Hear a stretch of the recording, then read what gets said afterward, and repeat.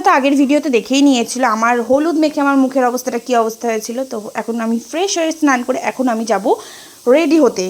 তো চলো এখন রেডি হতে যাওয়া যাক। আর অনেকটা লেট হয়ে গেছিলো, তো আমি রেডি হতে চলে এসেছি। আমার চুলটাও ক্রিম্পিং হচ্ছিল আর আমিও বসে গেছি। তো চলো আমার ফাইনাল লুকটা কেমন হয় তোমাদেরকে দেখাচ্ছি।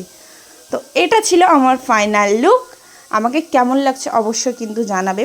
আমার খুব ইচ্ছা ছিল আমি লুকটা এরকম করব, তো দারুণ হয়েছে লুকটা। তো বাড়ি এসে দেখছি মামাও রেডি হয়ে গেছে। আর এই যে মামা, মানে এত এক্সাইটমেন্ট লাগছিল। তখন আমরা বেরোবো, অনেকটা লেটে আমরা বেরিয়েছি। তো এই যে যেতে যেতে এই যে আমরা এক জায়গায় দাঁড়িয়েছিলাম, ওখানে একটু আড্ডা মারছিলাম। মানে মামা মানে আমাদের আরও গাড়িগুলো আসেনি, তাই আমরা ওখানে এক জায়গায় দাঁড়িয়ে ওয়েট করছিলাম আমাদের বাকি আর যে গাড়িগুলো ছিল তাদের সেই গাড়িগুলোর জন্য। তো ফাইনালি মামির বাড়ির সামনে আমরা চলে এসেছি। আর এখানে হচ্ছিল বাজি ফাটানো।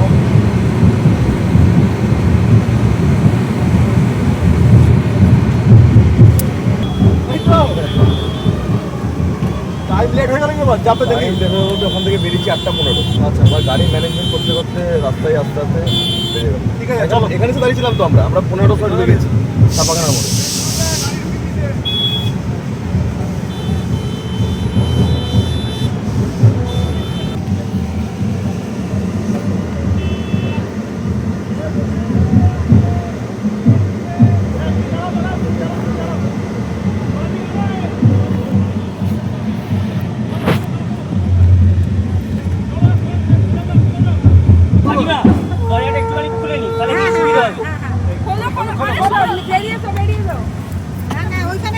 এখানে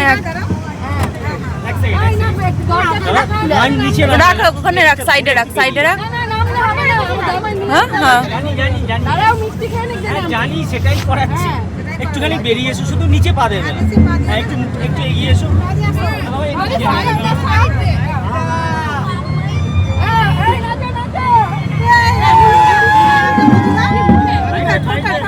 আমি একটু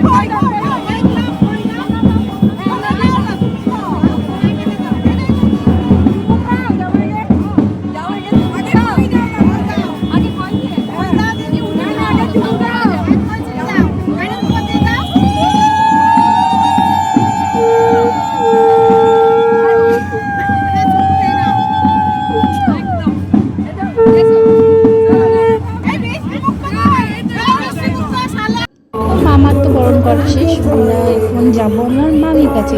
চলো এখন মামিকে কেমন লাগছে একটু দেখা যাক।